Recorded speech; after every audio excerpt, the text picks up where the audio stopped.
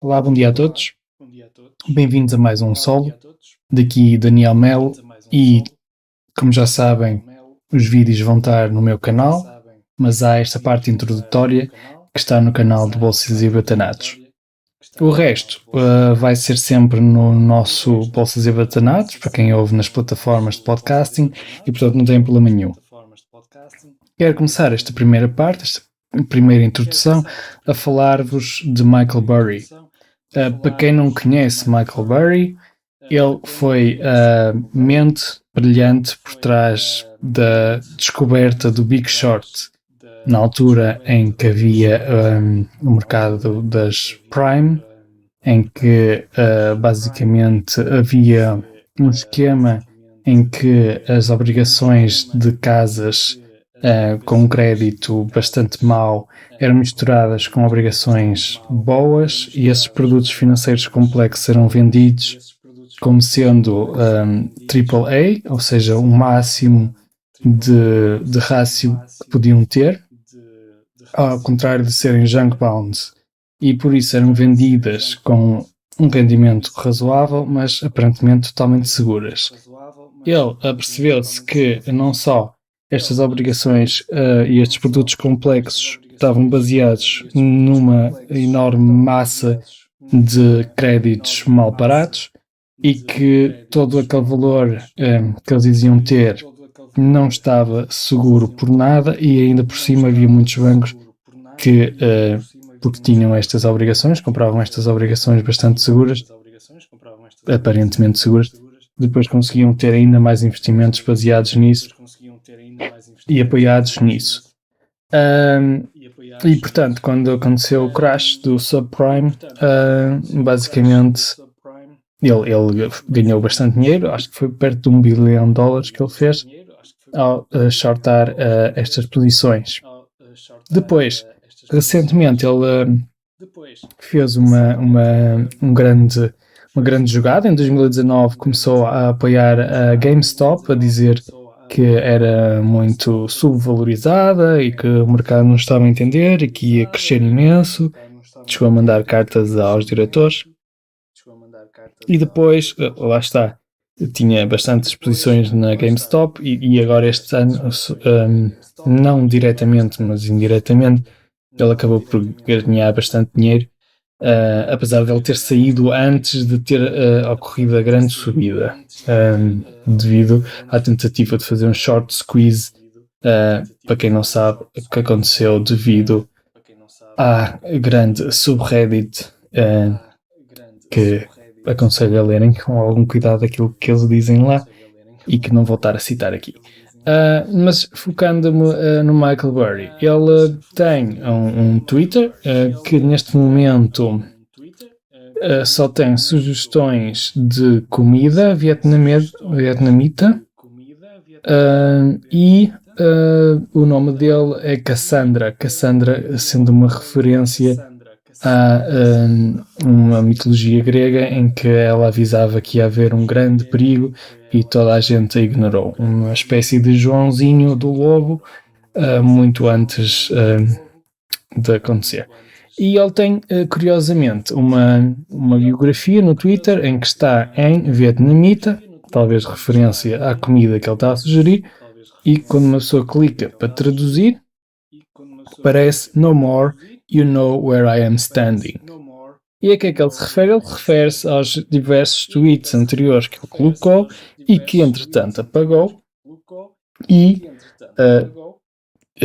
que basicamente referem-se ao facto de ele estar a avisar que este mercado em que estamos atualmente, em que parece um bull market, ou melhor, tecnicamente, está severamente inflacionado, segundo ele, por causa da impressão massiva de dinheiro. É um facto, tem acontecido isso, por causa também da enorme ascensão dos novos day traders, muito puxados por algumas brokers em que têm uma entrada em ações a valor zero, gratuito, ou então muito baixo, se bem que quando é zero é melhor que muito baixo.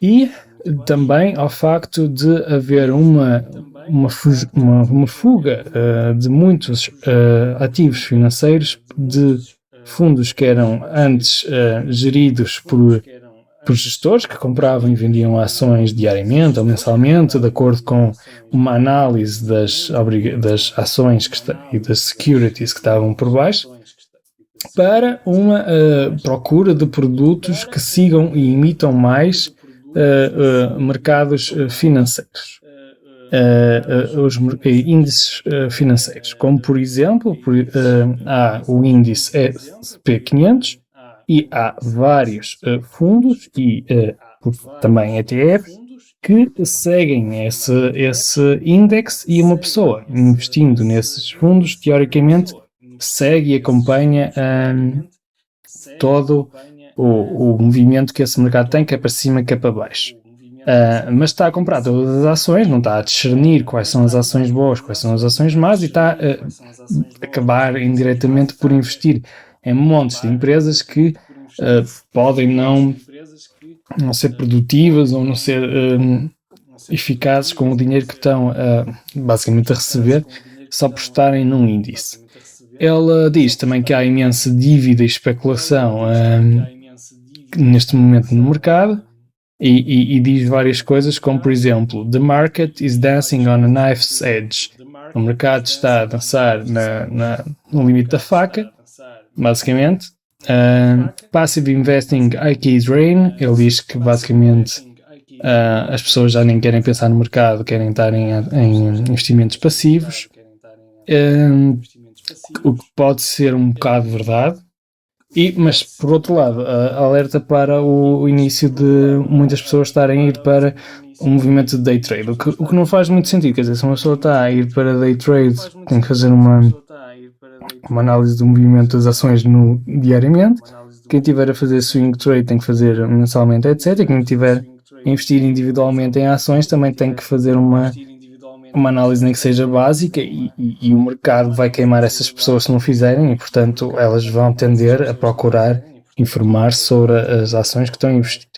E vocês também, espero, caso queiram seguir esse rumo, senão também podem seguir o rumo de investir em índices que até agora e não se tem provado que tenha tido grandes efeitos no mercado, e quando começar a ter grandes efeitos no mercado, aí vai começar a compensar mais estar a escolher as ações individualmente, e aí o próprio mercado se adaptaria. Ele não parece ser um apoiante dessa teoria económica, e avisa que as pessoas disseram que eu não avisei da última vez, mas eu desta vez estou aqui, estou a avisar e tenho provas que avisei. E pronto, ele está então muito cético neste mercado, diz que isto é uma bolha enorme e que isto vai acabar. Pode ser que sim, pode ser que não.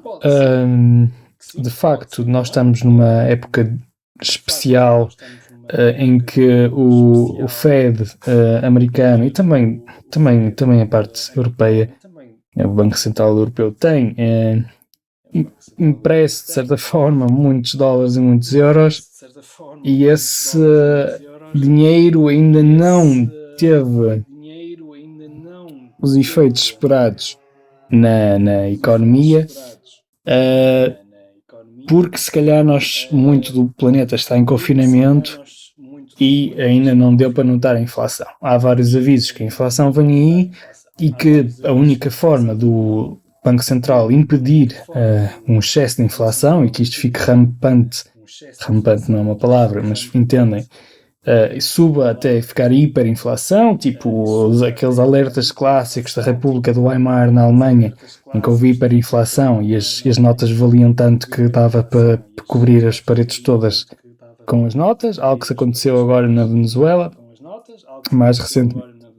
E a única forma de impedir isto seria eles aumentarem as taxas de juro, e aumentarem as taxas de juro, as coisas iriam ficar mais caras para quem tem dívida, nomeadamente empresas, e isso iria levar a um colapso generalizado do mercado. Eu entendo, isto faz sentido e é um bom aviso, porque matematicamente é isso que acontece se acontecer um excesso de inflação e uma perda de confiança na moeda. Se isso vai acontecer ou não, fica o aviso dele e veremos. Portanto, passando para a fase seguinte. Quero-vos falar de um artigo que encontrei, de Ben Carlson, que eu gosto muito, que tem um blog chamado Wealth of Common Sense, e ele, o que quer dizer neste artigo é a diferença entre ter ações individuais ou ter o mercado. Ele fala disto porque há uma semana houve uma queda de 2,3% no SP500 e é esperável que haja alguns dias durante o ano em que isto aconteça.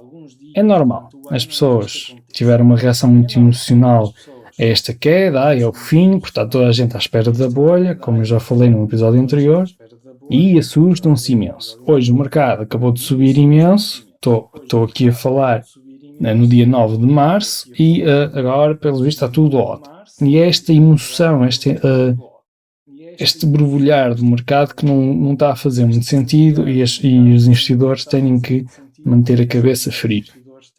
E claro, ele diz assim, muitos estavam-se a passar, mas isto depende. Se uma pessoa tivesse um fundo de investimento, ou um index, ou um ETF, não iríamos quase ligar a esta queda. Mas se tivéssemos ações individuais, especialmente se elas fossem growth, crescimento, ou momentum stocks, era uma história completamente diferente. O Nasdaq chegou a estar em quase a modo correção, com 10% de queda, e houve ações muito populares como a Tesla, Peloton, Zoom, Roku, Shopify e Spotify que tiveram quedas abruptas de 22% a 40%. Nomeadamente 40% foi Zoom. Portanto, se uma pessoa tem uma ação da Zoom e vê aquilo a ter uma queda de 40% ao fim de uns meses ou sim momentaneamente, é verdadeiramente assustador e podemos não conseguir lidar com isso. E ele diz que uma coisa é ter uma queda de 2%, outra coisa é termos no nosso portfólio uma posição grande numa ação como a Zoom e ver uma queda de 40%. Inclusive, ele diz que a Amazon e a Apple chegaram a ter uma queda de 15%. Ações fortes e que isso pode levar a uma reação ainda mais forte por parte do investidor se tiver muita exposição individual a uma dessas ações. E então, ele diz que, por exemplo, na sexta-feira que ele se refere, de manhã a ação em específico estava em queda de 11% e acabou o dia a subir mais de 5%, uma flutuação gigante durante o dia. E, obviamente, que nós podemos olhar para trás e ver, o mercado comporta-se assim, tem quedas de X durante um ano, X durante 2 meses, X durante um dia, intradiário pode variar entre uma queda de 5% ou 20%. Outra coisa é experienciar isso. E uma coisa que ele fala é do Daniel Kahneman, em que fala do anchoring. O que é isto? Imagina, vocês começam com 100 euros investidos, ok? Vocês confiam muito nessa ação, imaginemos que é a Tesla, de repente a Tesla sobe para 1000 euros. Tudo bem, ok. E de repente cai para 500 euros. A vossa subida foi incrível, vocês sentiram, top, foi uma ótima escolha, fiz uma escolha muito inteligente em ter investido na Tesla.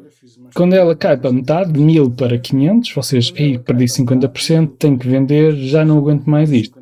Mas se repararem, o vosso investimento inicial para o agora subiu 50%. Não, subiu 500%, porque é 500 euros.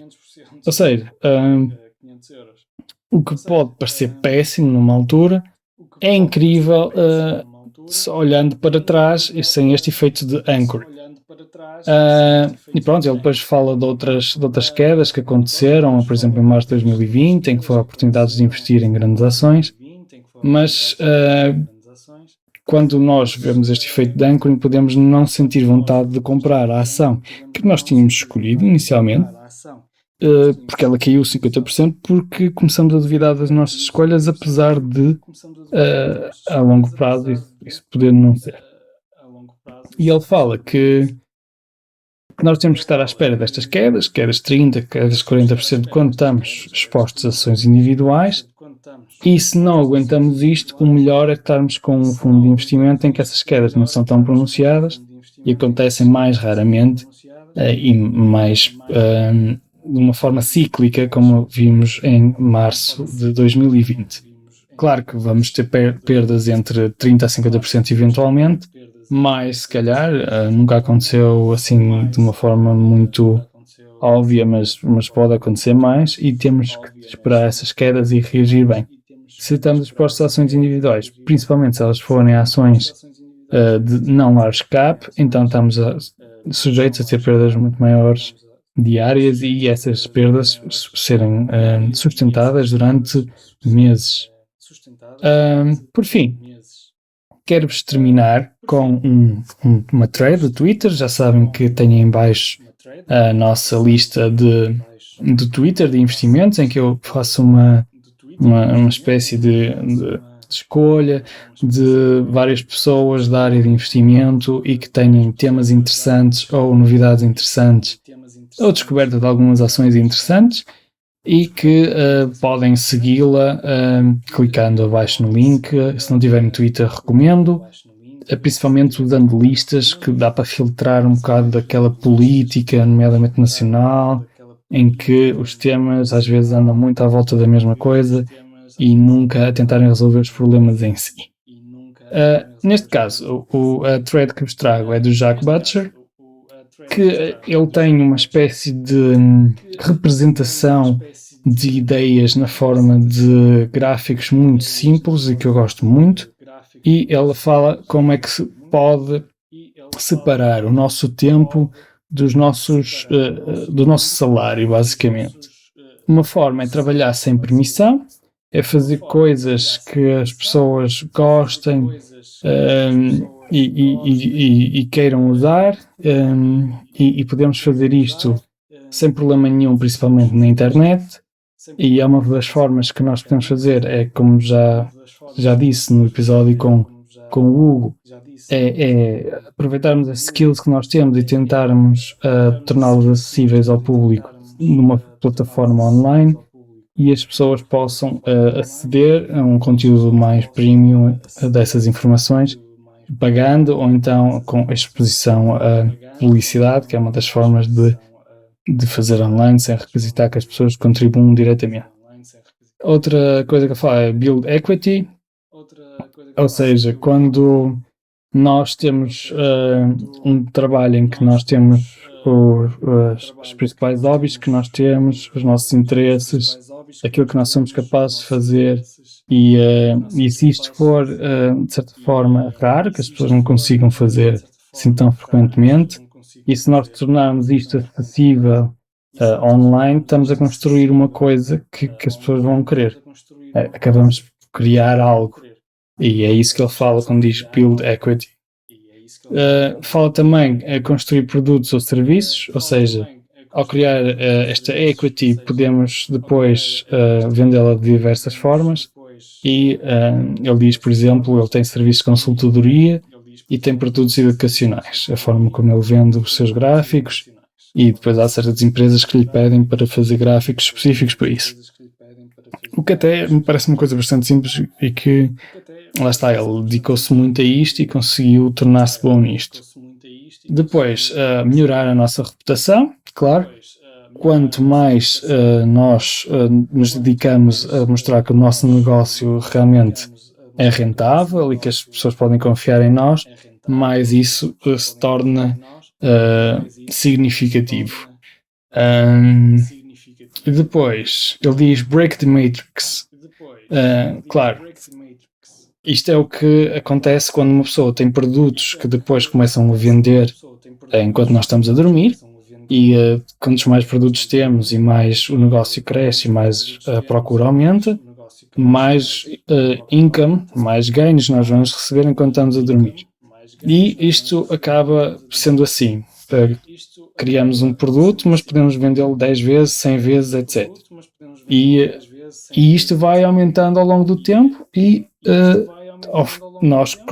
ele sumariza de uma forma muito simples. Construímos uma vez uma coisa e vendemos 2, 3, 4, 5 vezes. é uma forma diferente de pensar, em que nós normalmente estamos habituados a pensar num estilo de salário, vou trabalhar X horas, quantas mais horas eu trabalhar, mais vou ganhar. Assim trabalho X horas, crio um produto, trabalho X horas, crio outro produto, trabalho X horas, crio a plataforma, e depois isto já vai rendendo e as horas que eu dei, as 10 horas que eu dei de trabalho, vão produzir cada vez mais dinheiro ao longo do tempo sem eu dar mais horas do meu trabalho. E com isto quero terminar. Já sabem, sigam-nos no Twitter, no Instagram, podem-nos fazer perguntas, gostamos muito de perguntas, e no meu canal de YouTube, que vai ter esta versão completa do vídeo. E pronto, obrigado e até para a semana.